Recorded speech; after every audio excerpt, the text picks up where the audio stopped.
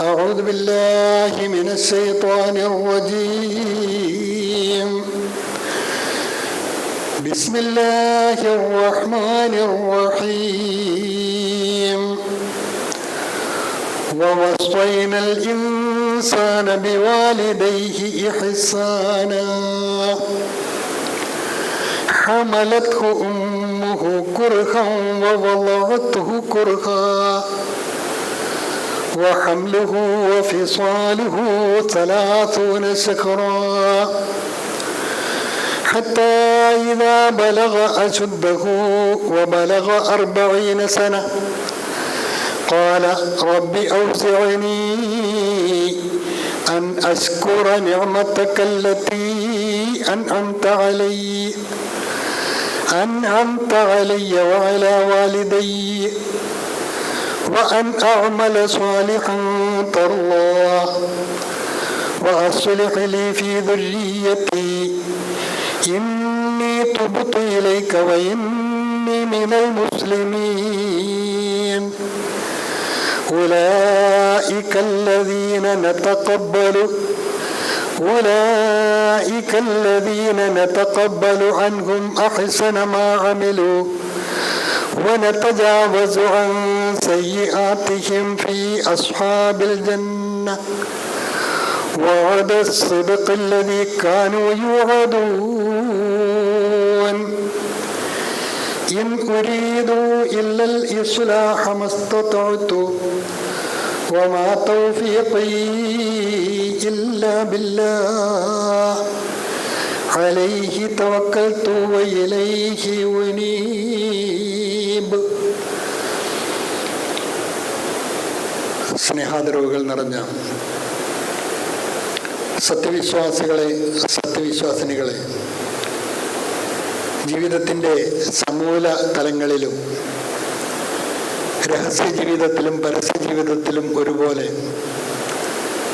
നല്ലവരും സൽസ്വഭാവികളും മാതൃകായോഗ്യരും സത്യസന്ധരുമായി തഖ്വയോടുകൂടി ജീവിക്കണേ എന്ന് ഗൗരവപൂർവ്വം എന്നെയും നിങ്ങളെയും ഉണർത്തുകയും ഉപദേശിക്കുകയും ചെയ്യുന്നു. അല്ലാഹു റബ്ബുൽ ഇസ്സത്ത് മുത്തഖീങ്ങളായി ജീവിക്കുവാൻ നമ്മെ അനുഗ്രഹിക്കുമാറാകട്ടെ. വിശുദ്ധ ഖുർആൻ 46-ാം അധ്യായം സൂറത്തുൽ അഹ്ഖാഫിലെ 15-16 എന്നീ 2 ആയത്തുകളാണ് ഖുത്ബയുടെ ആമുഖത്തിൽ നിങ്ങൾ കേട്ടത്. ഗൗരവപൂർവ്വം ശ്രദ്ധിക്കുന്നവർ ഈ ആയത്തൊന്ന് പ്രത്യേകം നോട്ട് ചെയ്യണമെന്ന് ഞാൻ അഭ്യർത്ഥിക്കുകയാണ്. കാരണം ഇതിൽ ഒരു തുടർ പഠനത്തിന് അനിവാര്യമായ കുറേ വിഷയങ്ങളുണ്ട്.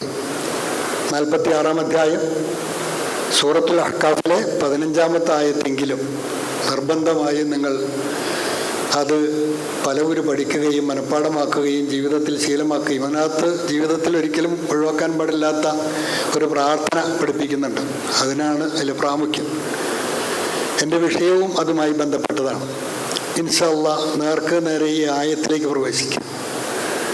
വസ്വൈനൽ ഇൻസാന, മനുഷ്യർക്ക് നാം വസിയ്യത്ത് നൽകിയിരിക്കുന്നു. അള്ളാഹു പറയുകയാണ്, ബി വാലിദൈഹി, അവരുടെ മാതാപിതാക്കളുടെ കാര്യത്തിൽ ഇഹ്സാനൻ, സ്നേഹത്തോടെ ആദരവോടെ നല്ല നിലയിൽ അവരോട് വർത്തിക്കണം, പെരുമാറണം എന്നുള്ള കാര്യം മനുഷ്യരോട് നാം വസിയ്യത്ത് ചെയ്തിരിക്കുന്നു. എന്നിട്ട് അള്ളാഹു എടുത്തു പറഞ്ഞു, ഹമലത്ഹു, അവൻ്റെ മാതാവ് അവനെ ഗർഭത്തിൽ ചുമന്നത്, ഹമലത്ഹു ഉമ്മുഹു കുർഹൻ, വളരെ പ്രയാസം സഹിച്ചുകൊണ്ടാണ്. അതിനേക്കാൾ ഏറെ പ്രയാസം സഹിച്ചുകൊണ്ടാണ് വളഅത്ഹു കുർഹൻ, അവൾ അവനെ പ്രസവിച്ചത്. തീർന്നില്ല, പ്രസവത്തിന് ശേഷവും വഹംലുഹു വഫിസ്വാലുഹു 30 ശഹ്റ, ഗർഭധാരണവും ശേഷമുള്ള മുലയൂട്ടുന്ന കാലഘട്ടവും ചുരുങ്ങിയതൊരു 30 മാസക്കാലമെങ്കിലും അവർ ക്ലേശത്തിനു മേൽ ക്ലേശം ആവാഹിച്ചെടുത്തുകൊണ്ടാണ് നിങ്ങൾക്ക് ജന്മം നൽകിയത് എന്നുള്ള കാര്യം വിശുദ്ധ ഖുർആൻ ആമുഖമായി ഉണർത്തി. ഇത് അവൻ്റെ കുഞ്ഞുനാളിലെ മുലകുടി പ്രായത്തെക്കുറിച്ച് പരിചയപ്പെടുത്തിയതാണെങ്കിൽ തുടർന്ന് അല്ലാഹു പറയുകയാണ്, ഹത്താ ഇദാ ബലഗ അശുദ്ധ, വീണ്ടും ആ മാതാപിതാക്കളുടെ സംരക്ഷണയിൽ തന്നെയാണ് മനുഷ്യൻ. ഒരുപക്ഷെ മനുഷ്യക്കുഞ്ഞ് മാത്രമായിരിക്കും അങ്ങനെ വളരുക. ബാക്കി ഒരു കുഞ്ഞിനും അത്രയും മാതാപിതാക്കളെ ആശ്രയിക്കേണ്ട ഒരവസ്ഥ ഉണ്ടാകും എന്ന് തോന്നുന്നില്ല. വീണ്ടും എത്രയോ കാലം, എത്രയോ വർഷങ്ങൾ ആ കുട്ടിയുടെ കണ്ണാണോ കാതാണോ കാലാണോ കയ്യാണോ വളരുന്നത് എന്ന് നോക്കിക്കൊണ്ട് സശ്രദ്ധം വീക്ഷിച്ചുകൊണ്ട് ആ കുട്ടിയെ പരിചരിക്കുന്ന കാലഘട്ടം. അങ്ങനെ അവൻ ശക്തനായി തീർന്നു. ഹത്താ ഇദാ ബലഗ അശുദ്ധ വബലഗ 40 സന. അങ്ങനെ വളർന്നവൻ ഒരു പൂർണ്ണ വളർച്ചയെത്തിയ 40 വയസ്സ് പ്രായമുള്ള ഒരു മനുഷ്യനായി തീർന്നു. അപ്പോൾ ഗർഭധാരണം മുതൽ തുടങ്ങി 40 വയസ്സ് പിന്നിടുന്നത് വരെയുള്ള കാലഘട്ടമാണ് ഇവിടെ അള്ളാഹു പരിചയപ്പെടുത്തിയത്. അങ്ങനെ 40 വയസ്സ് പിന്നിട്ടപ്പോൾ അവൻ നടത്തുന്നൊരു പ്രാർത്ഥന, അതാണ് എൻ്റെ ഖുത്ബയുടെ വിഷയം. ഈ 40 വയസ്സായവൻ നടത്തുന്ന പ്രാർത്ഥന എടുത്തു പറഞ്ഞോടെ എന്താണ്? റബ്ബി ഔസിഅനി അൻ അശ്കുറ നിഅമതക അല്ലതി അൻഅംത അലയ്യ വഅലാ വാലിദയ്യ വഅൻ അഅമല സ്വാലിഹൻ തർളാഹ് വഅസ്ലിഹ് ലീ ഫീ ദുർരിയ്യതി ഇന്നി തുബ്തു ഇലൈക വഇന്നി മിനൽ മുസ്ലിമീൻ. ഇത്രയും ഭാഗമെങ്കിലും നിർബന്ധമായും അർത്ഥസഹിതം പഠിക്കുകയും നിത്യജീവിതത്തിൽ ശീലമാക്കുകയും അത് പ്രാവർത്തികമാക്കുകയും ചെയ്യുക എന്നുള്ളത് ഒരു സത്യവിശ്വാസിയെ സംബന്ധിച്ചിടത്തോളം അനിവാര്യമായ കാര്യമാണ്. അറിയിക്കുന്ന ഗൗരവത്തോടെ ഈ പ്രാർത്ഥന പഠിപ്പിക്കപ്പെടുന്നുണ്ടോ അതല്ലെങ്കിൽ നമ്മൾ സ്വീകരിച്ചിട്ടുണ്ടോ എന്നുള്ള കാര്യവും സംശയാസ്പദമാണ്. ഇൻഷാ അല്ലാഹ് എന്താണ് അവിടെ പറഞ്ഞത്? ആ 40-ലെത്തിയ, ഇവിടെ ചിന്തിക്കേണ്ടത് 40-കളിൽ ജീവിക്കുന്ന, അല്ലേ, 40-കളിൽ ജീവിക്കുന്ന മനുഷ്യരോടാണ് ഈ ഉത്ബോധനം. 40, 41, 42, 43 ഇങ്ങനെ 50 വരെയുള്ള 40-കളിൽ ജീവിക്കുന്ന വ്യക്തികൾ അവർ നടത്തേണ്ട, അനിവാര്യമായി നടത്തേണ്ട, അറിഞ്ഞിരിക്കേണ്ട ഏറെ ഗുണപാഠങ്ങളുള്ള ഒരു പ്രാർത്ഥന കൂടിയാണ്. റബ്ബി ഔസിഅനി, എനിക്ക് നീ പ്രചോദനം നൽകണമേ. അള്ളാഹുവിനോട് ഇവൻ പ്രാർത്ഥിക്കുകയാണ്. റബ്ബി ഔസിഅനി അൻ അശ്കുറ നിഅമതക അല്ലതി അൻഅംത അലയ്യ. അല്ലാഹുവേ, നീ എനിക്ക് നൽകിയ അനുഗ്രഹങ്ങൾക്ക് ശുക്ർ ചെയ്യുവാൻ എന്നെ നീ പ്രചോദിപ്പിക്കണമേ. വഅലാ വാലിദയ്യ, അതോടൊപ്പം എൻ്റെ മാതാപിതാക്കൾക്കും നീ നൽകിയ അനുഗ്രഹങ്ങൾക്ക് ശുക്ർ ചെയ്യുവാൻ എനിക്ക് നീ പ്രചോദനമേകണമേ. മാത്രവുമല്ല വഅൻ അഅമല സ്വാലിഹൻ തർളാഹ്, അല്ലാഹുവേ, ഇനിയുമുള്ള ശിഷ്ടകാല ജീവിതം വഅൻ അഅമല സ്വാലിഹൻ തർളാഹ്, നീ തൃപ്തിപ്പെട്ട അമലുകൾ പ്രവർത്തിക്കുവാനുള്ള ഒരു പ്രചോദനവും എനിക്ക് നീ നൽകണമേ. മാത്രവുമല്ല വഅസ്ലിഹ് ലീ ഫീ ദുർരിയ്യതി, എൻ്റെ സന്താനങ്ങളെ നീ നന്നാക്കി തീർക്കണമേ. ഇന്നി തുബ്തു ഇലൈക്, എനിക്ക് പശ്ചാത്തപിച്ച് മടങ്ങുവാനുള്ളത് നിന്നോട് മാത്രമാണ്. ഇന്നി തുബ്തു ഇലൈക വഇന്നി മിനൽ മുസ്ലിമീൻ, അല്ലാഹുവേ, ഉറപ്പായും ഞാൻ നിനക്ക് ജീവിതം സമർപ്പിച്ചവനാണ്. എൻ്റെ ശിഷ്ടകാല ജീവിതം ആ ഒരു ലക്ഷ്യത്തിൽ മാത്രമായിരിക്കുമെന്ന്. അവിടെ വളരെ ഗൗരവത്തിൽ ചിന്തിക്കേണ്ട ഒരു വിഷയം. മാതാപിതാക്കളോട് നല്ല നിലയിൽ വർത്തിക്കണം, അവരെ സ്നേഹിക്കണം, ബഹുമാനിക്കണം, ആദരിക്കണം, അവർക്ക് വേണ്ടതൊക്കെ ചെയ്തു കൊടുക്കണം എന്ന് പഠിപ്പിക്കുന്ന അധ്യാപനങ്ങൾ വിശുദ്ധ ഖുർആനിൽ ഈ ഒരു അധ്യായത്തിൽ മാത്രമല്ല, സൂറത്തുൽ ഇസ്രായിൽ കാണാം, സൂറത്തുൽ ലുഖ്മാനിൽ കാണാം, വേറെ പലയിടത്തും അതുപോലെയുള്ള സൂചനകൾ ഖുർആനിൽ നമുക്ക് കാണാൻ കഴിയും.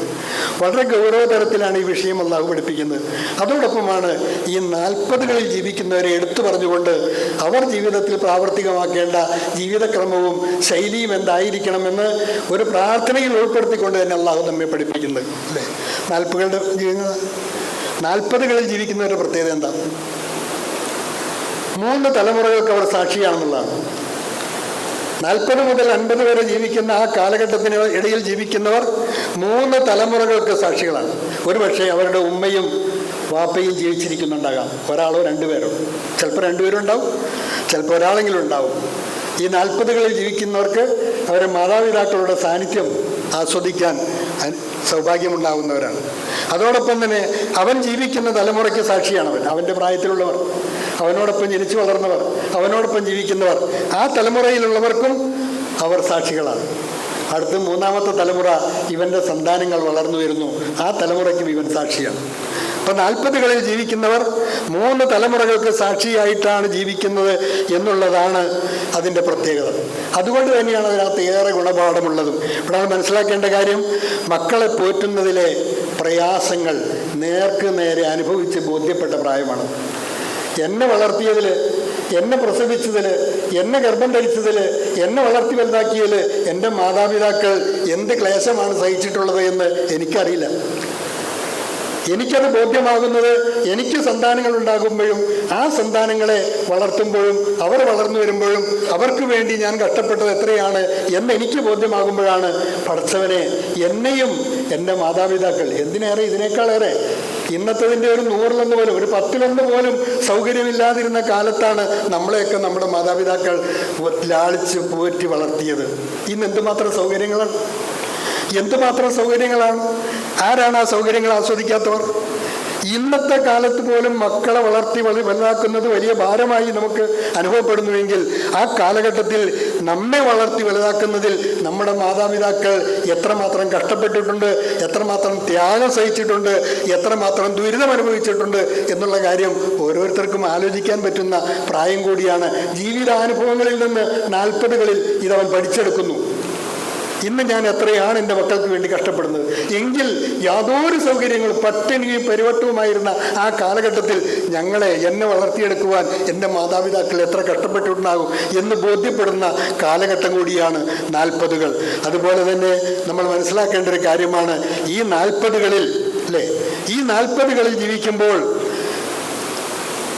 നമ്മൾ നമ്മുടെ മാതാപിതാക്കളോട് എങ്ങനെ പെരുമാറുന്നു എന്ന് കണ്ടു വളരുന്നവരാണ് നമ്മുടെ മക്കൾ എന്നുള്ള കാര്യമാണ് ഗൗരവപൂർവ്വം ചിന്തിക്കേണ്ടത്.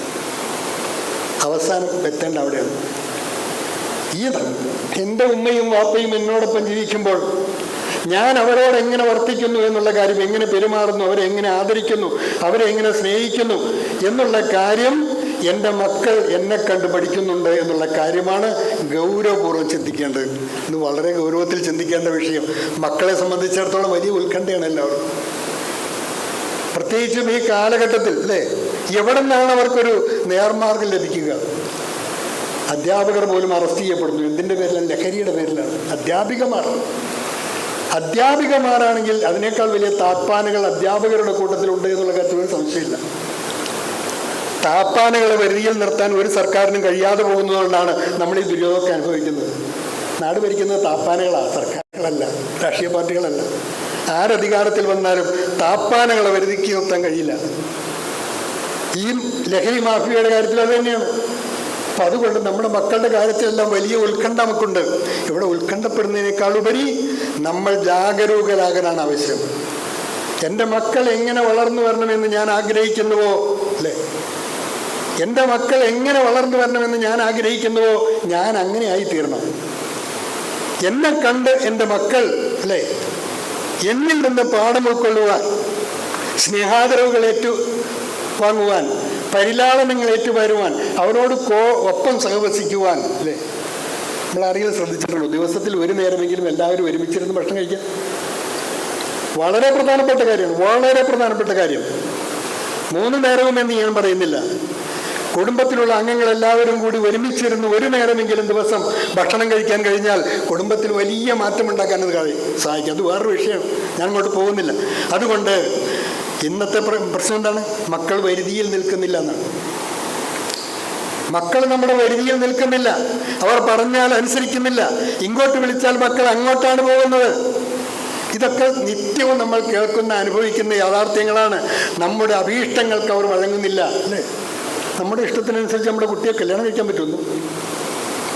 ആൺകുട്ടിയാകട്ടെ പെൺകുട്ടിയാകട്ടെ വളർത്തി വലുതാക്കിയ മാതാപിതാക്കളുടെ അഭീഷ്ടത്തിനനുസരിച്ച് അവർക്കൊരു കല്യാണം സംഘടിപ്പിച്ച് അവരെ വിവാഹിതരാക്കാൻ പറ്റുമോ? കാലഘട്ടം തെളിയിക്കുന്നത് കഴിയില്ല എന്നാണ്. എന്നാൽ അവർക്ക് അനുസരിച്ച് നമ്മൾ അങ്ങോട്ട് മാറിക്കൊടുക്കണം. ഇതൊക്കെ ഇന്ന് നമ്മൾ അനുഭവിക്കുന്ന വലിയ ദുര്യോഗങ്ങളാണ്. വിവാഹങ്ങളുടെ കാര്യത്തിൽ, ആചാരങ്ങളുടെ കാര്യത്തിൽ, വിശ്വാസങ്ങളുടെ കാര്യത്തിൽ, അനുഷ്ഠാനങ്ങളുടെ കാര്യത്തിൽ ഒക്കെ മക്കളുടെ വഴിക്ക് തന്നെ പോവുക, നമ്മൾ വേറൊരു വഴിക്കും. അപ്പം തീർച്ചയായും വളരെ ഗൗരവപൂർവ്വം പഠിക്കേണ്ട ഒരായത്താണ്. ഈ ഗുണപാഠം ഉൾക്കൊണ്ടുകൊണ്ട് നമ്മൾ നമ്മുടെ മക്കൾക്ക് മാതൃകകളാകാത്തോടത്തോളം കാലം ഇനി വരും തലമുറയെ ഒരു കാലഘട്ടത്തിലും നമുക്ക് നമ്മുടെ വരുതിയിലോ നമ്മുടെ അഭീഷ്ടത്തിനനുസരിച്ചോ സ്വാലിഹായ സന്താനമായിട്ട് വളർത്തിയെടുക്കാൻ കഴിയുമെന്ന് ആരും അഭിലഷിക്കേണ്ടതില്ല.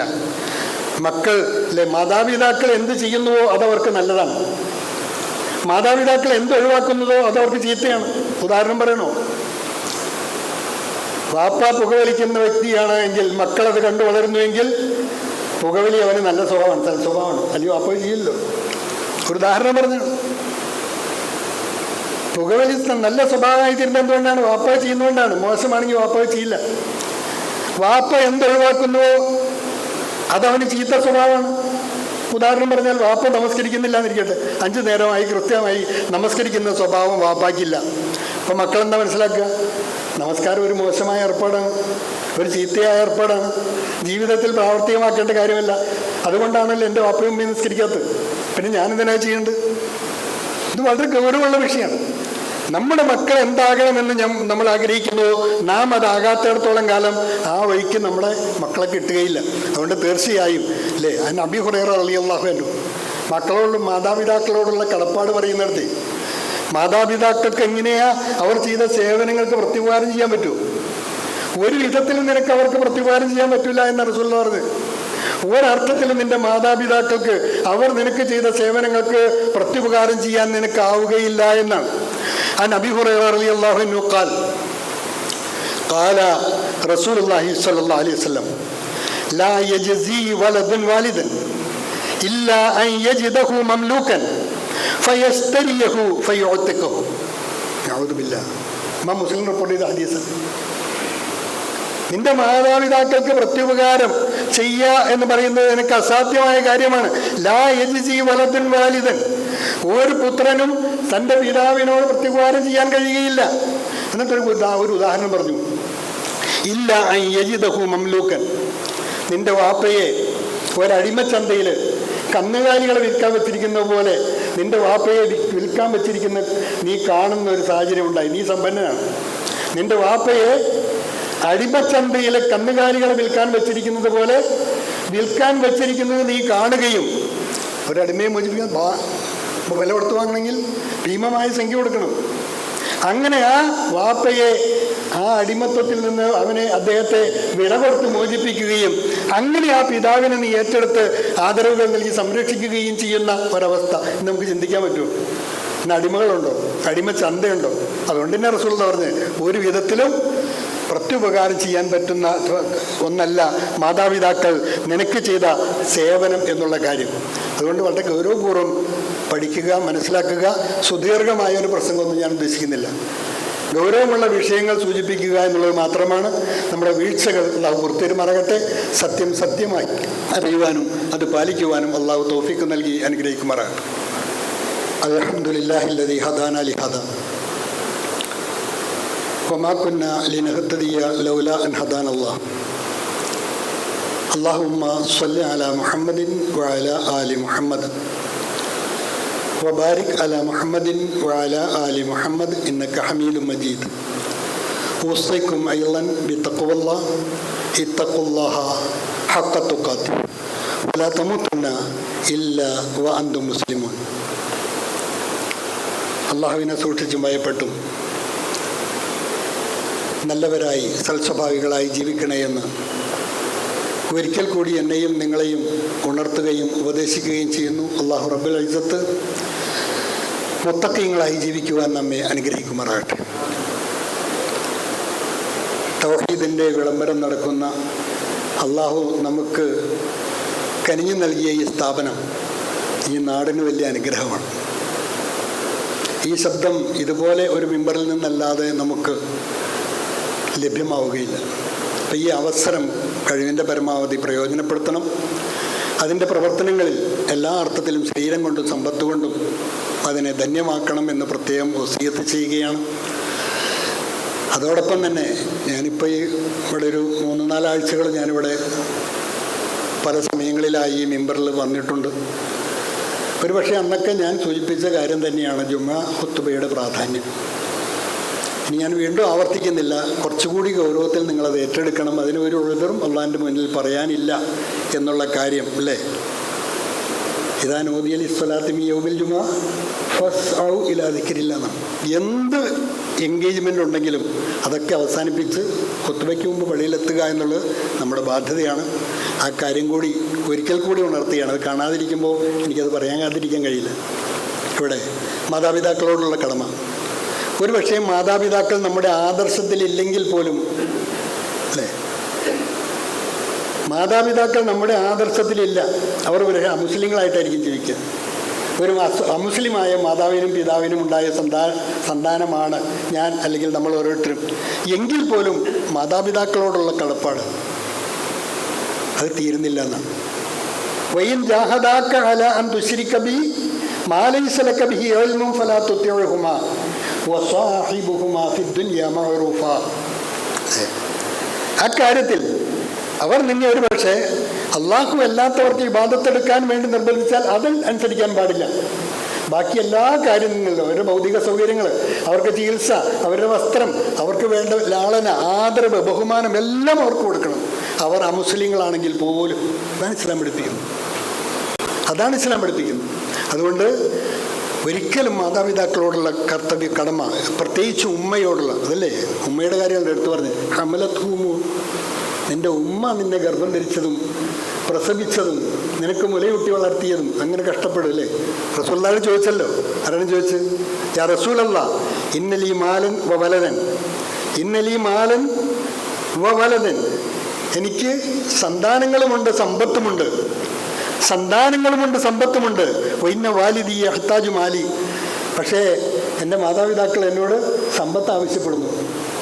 എൻ്റെ സമ്പത്താണ്, അവർ തന്നതല്ല, അനന്തരമായി കിട്ടിയതുമല്ല, മാതാപിതാക്കൾക്കില്ല. എൻ്റെ സമ്പത്ത് അവർ ആവശ്യപ്പെടുന്നു. റസൂലുള്ളാഹി പറഞ്ഞതാണ്, അന്തവ മാലുക ലിവാലിദക്, അന്തവ മാലുക ലിവാലിദക്, നീയും നിന്റെ സന്താനങ്ങളും നിന്റെ മാതാപിതാക്കൾക്കുള്ളതാണ്. നീയും നിന്റെ സന്താനങ്ങളും നിന്റെ മാതാപിതാക്കൾക്കുള്ളതാണ്. ഇന്ന ഔലാദക്കും മിൻ അത്യബി കസ്ബിക്കും, നിന്റെ സന്താനം നിന്റെ ഏറ്റവും നല്ല എന്താണ് സമ്പാദ്യമാണ്.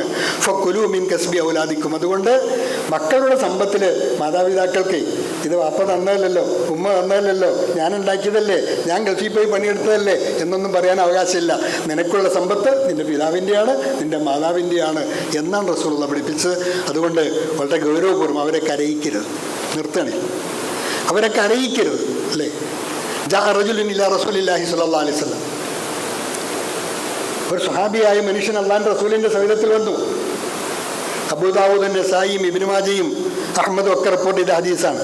എന്തിനാ വന്ന്? ഫഖാല ജിഅ്തു ഉബായിഉക അലൽ ഹിജ്റ, താങ്കളോടൊപ്പം മദീനയിലേക്ക് ഹിജ്റ പോരുവാൻ ഞാൻ ഉദ്ദേശിക്കുന്നു, അതിന് താങ്കളോട് കരാർ ചെയ്യാൻ വേണ്ടി വന്നാണ്.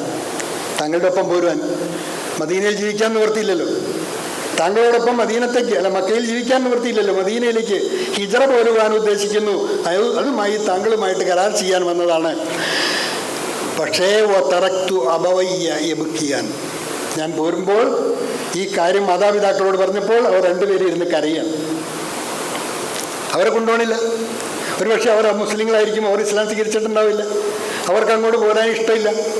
അവർ വീട്ടിലിരുന്ന് കരയാണ് ഞാൻ ഈ കാര്യം പറയുമ്പോൾ. ഫഖാല സല്ലല്ലാഹു അലൈഹി വസല്ലം, അള്ളാഹുവിൻ്റെ റസൂൽ പറഞ്ഞു, അവരവിടെ നിന്ന് കരയട്ടെ, നീ എൻ്റെ കൂടെ പോരെന്ന് പറഞ്ഞ്. അള്ളാഹുവിൻ്റെ റസൂൽ പറഞ്ഞത് ഇർജിഉ ഇലൈഹിമാ, നീ അവരിലേക്ക് മടങ്ങിപ്പോവുക, മദീനത്തേക്കല്ല പോകേണ്ടത്, നീ നിന്റെ മാതാപിതാക്കളുടെ അടുത്തേക്ക് മടങ്ങിപ്പോകുക. വഅൽഹിഖുഹുമാ കമാ അബ്കൈതഹുമാ, നീ എങ്ങനെയാണോ അവരെ കരയിച്ചത് അതുപോലെ അവരെ നീ ചിരിപ്പിക്കുക, അവർക്ക് സന്തോഷം പകർന്നു നൽകുക. അപ്പോൾ ഹിജ്റ വലിയ ത്യാഗമുള്ള കാര്യമാണ്. ആദർശത്തിൻ്റെ പേരിലാണ് ഹിജ്റ പോകുന്നത്. പക്ഷേ മാതാപിതാക്കളെ കരയിച്ചുകൊണ്ട് ഹിജ്റ പോകണ്ട എന്ന റസൂലുള്ളാഹി പഠിപ്പിച്ചത്. ഇതുപോലെ എത്രയോ കാര്യങ്ങൾ, എത്രയോ ഉദാഹരണങ്ങൾ പറയുവാനുണ്ട്. അതുകൊണ്ട് മാതാപിതാക്കളെ ദ്രോഹിക്കുക എന്നുള്ളത് വളരെ ഗുരുതരമായ, അവരെ പീഡിപ്പിക്കുക, അവരെ ദ്രോഹിക്കുക എന്ന് പറഞ്ഞാൽ എന്താണ്? പലരും പറയുന്നത് ഞാൻ വസ്ത്രം വാങ്ങി കൊടുക്കുന്നില്ലേ, ഞാൻ ഭക്ഷണം മരുന്ന് കൊടുക്കുന്നില്ലേ, ഞാൻ മരുന്ന് വാങ്ങി കൊടുക്കുന്നില്ലേ, ഞാൻ എന്താ ചെയ്യാത്തത്? പക്ഷെ ഒന്നും ചെയ്യുന്നില്ല. അപ്പോൾ കുറച്ച് നേരം അടുത്ത് പോയിരുന്ന് ആ കാല് ഒന്ന് ഒഴിഞ്ഞു കൊടുക്കാൻ, ആ മുതുവൊന്ന് തലയിൽ കൊടുക്കാൻ, ഒരു സന്തോഷവർത്താനം പറയുമ്പോൾ ഇതിനൊന്നും നേരം കാണാതെ വേറെ എന്ത് ചെയ്തിട്ടൊരു കാര്യമില്ല. അവരാഗ്രഹിക്കുന്നതാണ്. അവരുടെ അടുത്ത് പോയി കുറച്ച് നേരം ഇരിക്കുക, അവരോട് വർത്തമാനം പറയുക, വിശേഷങ്ങൾ ചോദിക്കുക, അവരുടെ ദേഹത്ത് അവർ വേദനയുള്ള ഭാവമൊക്കെ ഒന്ന് തിരുവി കൊടുക്കുക, സന്തോഷം പ്രകടമാക്കുക, അവർക്ക് ബോധ്യമാക്കുക, എൻ്റെ മകൻ എൻ്റെ മകൾ ദാ എന്നെ സ്നേഹിക്കുന്നുണ്ട്, എന്നെ ആദരിക്കുന്നുണ്ട്, എന്നെ ഒരിക്കലും അവർ കൈവിടുകയില്ല എന്നുള്ള ആത്മവിശ്വാസം അവർക്ക് പകർന്നു നൽകാൻ കഴിഞ്ഞില്ലെങ്കിൽ വേറെ നിങ്ങൾ എന്ത് ചെയ്തിട്ടും അല്ലേ, മരിച്ചു കഴിയുമ്പോൾ ചോട്ടി കൊഴിച്ചിട്ടിട്ടുള്ള ആരുണ്ടോ?